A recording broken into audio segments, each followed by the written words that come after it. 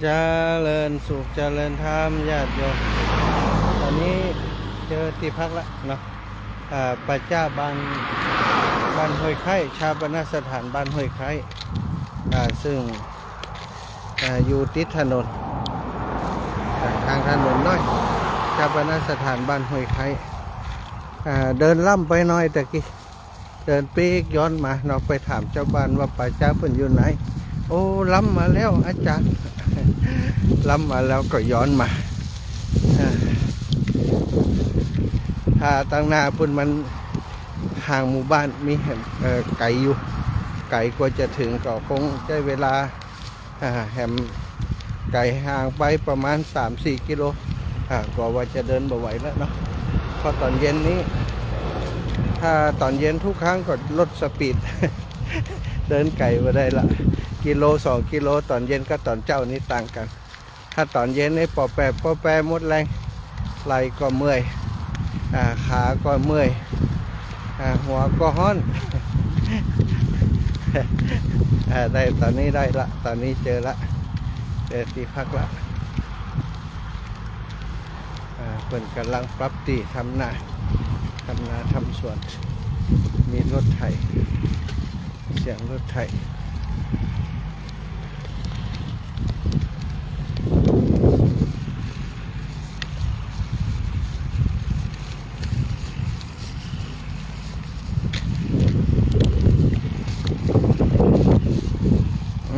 มาดู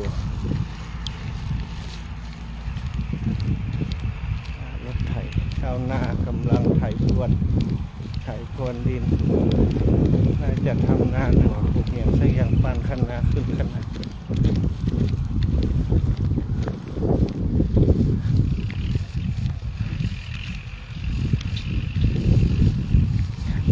ได้ไปขออนุญาตผู้นำหมู่บ้านเรียบร้อยแล้วผู้ช่วยบอกว่าผู้ใหญ่กำลังเลือกตั้งผู้ใหญ่ไปนี่ครับเลือกตั้งแล้วแต่ว่าวันศุกร์นี้ยังปฏิบัติหน้าที่นะวันนี้ผู้ช่วยอนุญาตก่อนเป็นบอกว่าน้ำไฟดีน้ำดีไฟดีน้ำมีไฟมาก็คงจะสบายน้ำดีไฟมีก็โอเคแล้วเลือกที่พัก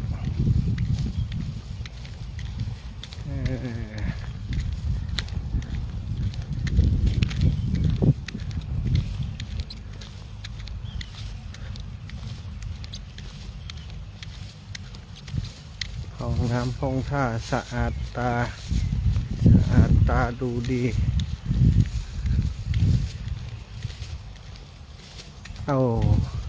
พัดลมติดคุกต้องปิดไว้อย่างนี้ทำปิดไว้โดนหาย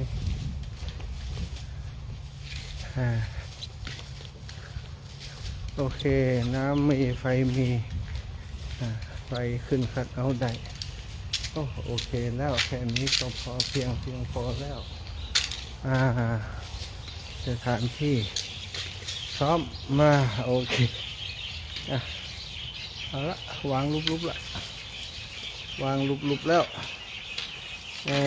เรียบร้อยทุกอย่างวางลุบแล้วเดี๋ยวเกินมา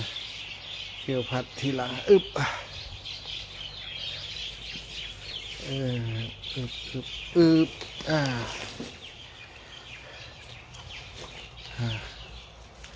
ตรวจสอบความเรียบร้อย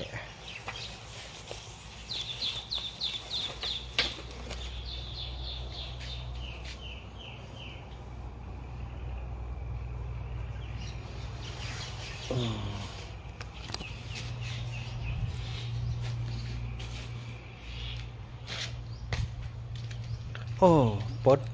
ภาระลงจากบ่าเบ้าเดิน ของขึ้นบ่านี่อย่างพนักล้ำเหลือ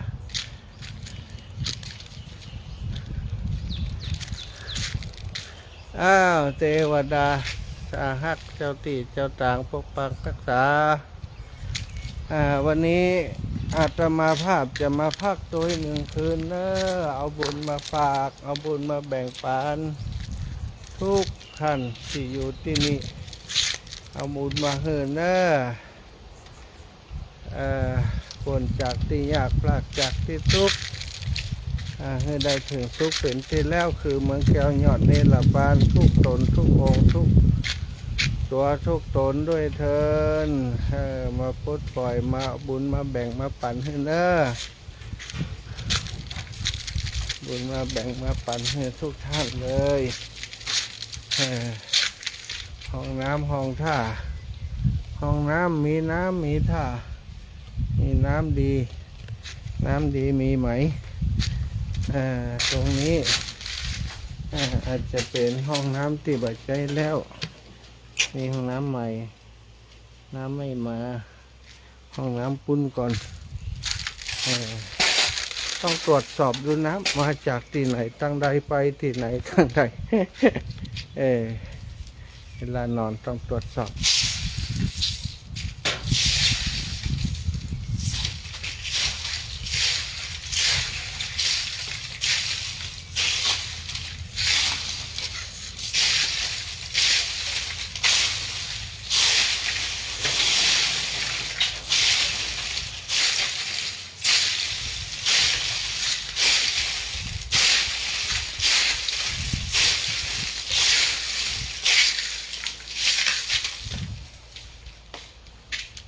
เดี๋ยวค่อยดู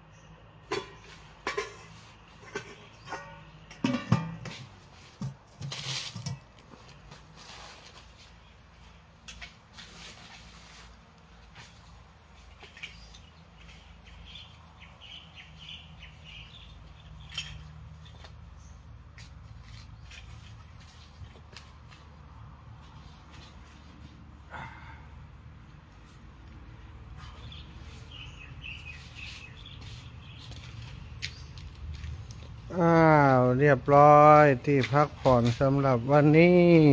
เสร็จสิ้นเต็นท์นี้สำหรับนั่งสมาธิ